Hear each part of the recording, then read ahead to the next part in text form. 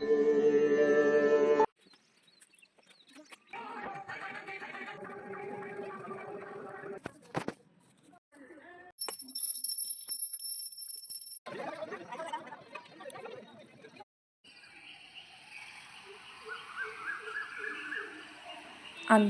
ఆ పరమశివుని ఆశీస్సులతో మీకంతా శుభం కలగాలని కోరుకుంటూ శుభోదయం.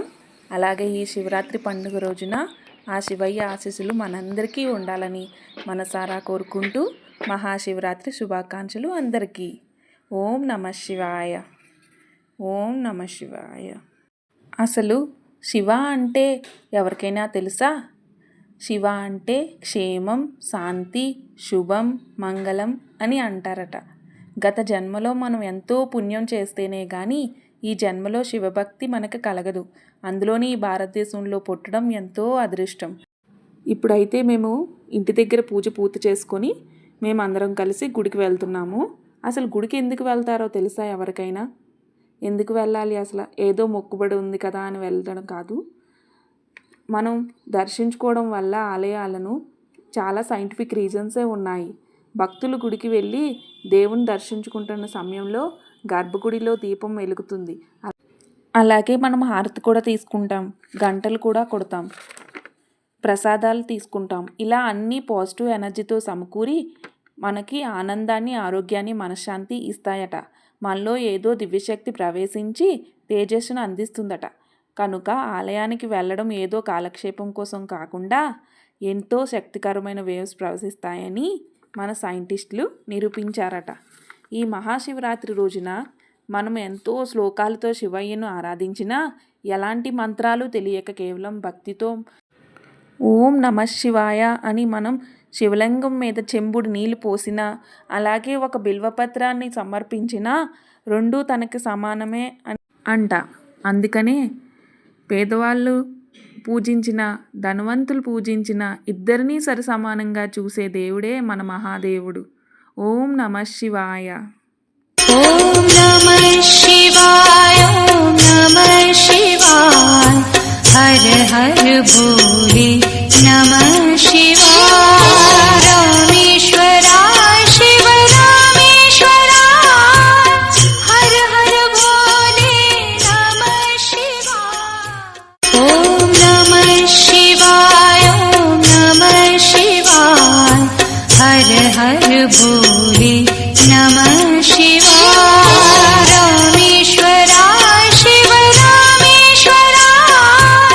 హర హర భోలే నమః శివాయ. ఓం నమః శివాయ. ఈ గుడి అయితే మా ఇంటి దగ్గరలోనే ఉందండి. ఇది డైరెక్ట్గా వెళ్ళి పూజ చేసుకోవచ్చు. మన సైడు లాగా పూజారి అది ఉండరు. అంటే ఎక్కువగా శివాలయాలే ఉంటాయి ఇక్కడ ఎక్కువగా. అలాగే మనం వెళ్ళి దగ్గరికి వెళ్ళి అన్నీ పూజలు చేసుకోవచ్చు. ఇక్కడైతే నాకు ఇలాంటి గుడి అయితే నాకు చాలా ఇష్టము. మనం ఉదయం లెగిస్తే రోజు చాలా బిజీగా ఉంటున్నారు ఈ రోజుల్లో. ఒకరోజు సుఖంగా ఉంటుంది, ఒకరోజు కష్టంగా ఉంటుంది, ఒకరోజు బాధగా ఉంటుంది. ఇలాంటివన్నీ ఎన్నెన్నో జీవితంలో ఉంటాయి.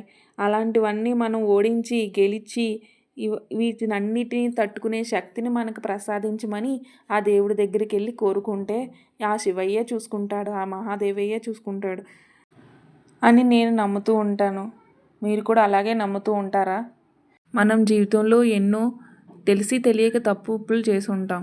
అవన్నీ గమనించేది ఇద్దరే. ఒకరు ఆ పరమాత్మ, తర్వాత మన దాంట్లో ఉన్న అంతరాత్మ. అందుకేనేమో అంటారు, నాగేంద్రహారాయ త్రిలోచనాయ భస్మాంగరాగాయ మహేశ్వరాయ నిత్యాయ శుద్ధాయ దిగంబరాయ తస్మైంకరవాయ ఓం నమః శివాయ. ఇంతటితో మాకు పూజ పూర్తయింది. ఇంకా అలాగా 2-3 క్లిప్స్ దిగాము ఆ బయట. ఇంకా స్టార్ట్ అయిపోయాము. ఇక్కడ ఏమీ అంతలా పొల్యూషన్ ఏమి ఉండదు. ఇక్కడ వెహికల్స్ అంతలా ఏం తిరగము. ఎందుకంటే ఇది లోపల హైవే కాదు. అవన్నీ పంట పొలాలు, అవి ఉల్లిపాయల తోటలు దారిలో. ఇంక నెక్స్ట్ ఆ మధ్యాహ్నం మా పిల్లలు ఇద్దరూ పెయింటింగ్ వేస్తున్నారు శివలింగానికి. అంటే మేము నైటే పూర్తి చేసాము. ఇది నైటే తయారు చేసి మార్నింగ్ వరకు ఉంచి తర్వాత మధ్యాహ్నం ఇది పెయింటింగ్ వేస్తుంది పాప. నెక్స్ట్ బాబు కూడానా. ఈ థాట్ అయితే మా పిల్లలిద్దరికీ వచ్చింది. అసలు నాకు అంతలా రాలేదు. వీళ్ళిద్దరే మేము చేస్తామని చెప్తే అది పుట్టమట్టండి. అక్కడ దగ్గరలో పుట్టుంటే ఆ దగ్గర నుంచి కొద్దిగా తీసుకొనొచ్చాను. సో, ఇలా లాస్ట్‌కి ఇలా రెడీ చేశారు. కొద్దిగా ఆరిన తర్వాత బయట పెట్టారు. ఆరిన తర్వాత పూజ చేద్దామని చెప్పాను. ఇది ఫస్ట్ టైము. మేమెప్పుడూ శివలింగాన్ని ఇలాగ ఇంట్లో తయారు చేసి పూజ చేయలేదు. చాలా సంతోషం అనిపించింది. ఆ పువ్వులు పెడతారని చెప్పి ఇష్టం అని చెప్పి తీసుకొనొచ్చాము. ఇంకా అన్నీ పూజ పెట్టి పువ్వులు పూజ చేసి పెడుతున్నాము. మందికి ఒక అనుమానం ఉంది. అది నాకు కూడా ఉందిలేండి. అదేంటంటే ఇంట్లో శివలింగాన్ని ఉంచొచ్చా? ఉంచకూడదా? ఒకవేళ ఉంటే అభిషేకం చేయాలా? లేకుంటే ఏదైనా ప్రమాదాలు జరిగిపోతాయేమో అని అపోహ ఉంటుంది. అలాంటిది నాకు కూడా ఉందండి. అయితే ఒక శివలింగం గురించి ఒక శివ మహాపురాణం ఏం చెప్తుందంటే బొటనవేలు అంతా శివలింగాన్ని ప్రతి ఇంట్లో ఉంచుకోవచ్చని ప్రతిరోజు మంచినీళ్ళతో అభిషేకం చేసి మనం అభిషేకం చేసేటప్పుడు ఓం నమః శివాయ, ఓం నమః శివాయ, ఓం నమః శివాయ అని 3 సార్లు అంటూ, లేక మీకు ఏదైనా శ్లోకాలు వస్తే అవి కూడా అనుకరిస్తూ తర్వాత మహామృత్యుంజయ మంత్రం అది చదివితే సరిపోతుందని అంటున్నారు. ఇలా మేము ఆ నెక్స్ట్ పూలు, పళ్ళు, పాలు, పెరుగు తర్వాత ఇంట్లో ఉన్న పళ్ళతో అన్నిటితోని అభిషేకం చేసి పూజించాము. మాకైతే ఇది చాలా ఫస్ట్ టైము. నేను ఎప్పుడు చేయలేదు. ఈ థాట్ అయితే పిల్లలకే వచ్చిందండి ఫస్ట్. అమ్మ మేము చేస్తాము అంటే ఇంకా చేయించాము. ఆ తర్వాత ఇలా పూజలు చేసాము. తెలిసి తెలియక ఏమైనా తప్పులు ఉంటే క్షమించండి.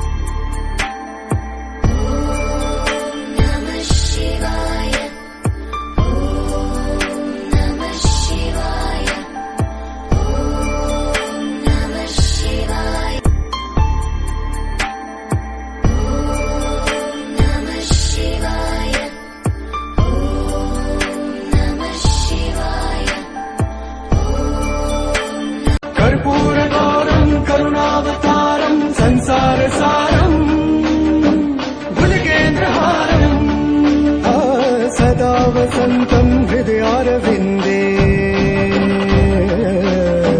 सदा वसन्तं हृदयारविन्दे भवं भवानी सहितं नमामि भवं भवानी सहितं नमामि कर्पूरगौरं करुणावतारं संसारसारं भुजगेन्द्रहारं सदा वसन्तं हृदयारविन्दे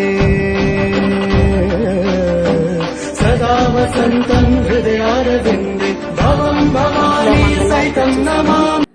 ఈ ఆరతి ఇచ్చిన తర్వాత దాని నెక్స్ట్ రోజు మా కిందన మొక్కలు ఉంటే ఆ మొక్కల కిందన ఇవి కలిపేసాము, నిమజ్జనం చేసాము. ఆ తర్వాత అదే గుడిలో నెక్స్ట్ రోజు ఇక్కడ అన్నసంతర్పణ పెట్టారు. వీళ్ళు బండారా అంటారు హిందీలో. ఇదంతా వీళ్ళ మధ్యప్రదేశ్ స్టైల్ అండి. ఆ శారీ చూడండి వేరే స్టైల్లో కట్టారు. ఫ్రంట్ పళ్ళు ఇలా ఫ్రంట్. ఇంకా నెక్స్ట్ భోజనాల దగ్గరికి వెళ్ళిపోయాము. మనలా ఇక్కడ అన్నం అది పెట్టరండి. అది కొన్ని పూరి, నమ్కీను, తర్వాత ఆలు మటర్ కర్రీ, రాయితా, సలాడ్ ఇలాంటివి పెట్టారు. నార్త్ ఇండియన్ స్టైల్ ఇంక ఇటు సైడ్ ఇలాంటివే పెడుతూ ఉంటారట. అండ్ నెక్స్ట్ దేవుడి దర్శనం కూడా చేసుకున్నాము. ఇవాళ అవతారం పెట్టారండి. ఇక్కడ ఉజ్జయిన్ సేమ్ ఎలా ఉంటారో అలాగా. ఓకే అండి, ఈ వీడియో ఇంతటితో పూర్తి అయిపోయిందండి. నా వీడియో కనుక నచ్చినట్లయితే లైక్ చేయండి, సబ్స్క్రైబ్ చేయండి, అట్లాగే బెల్ ఐకాన్ కూడా కొట్టండి. సో ఇంతవరకు చూసినందుకు thanks for watching. Bye. Once again happy Mahashivratri.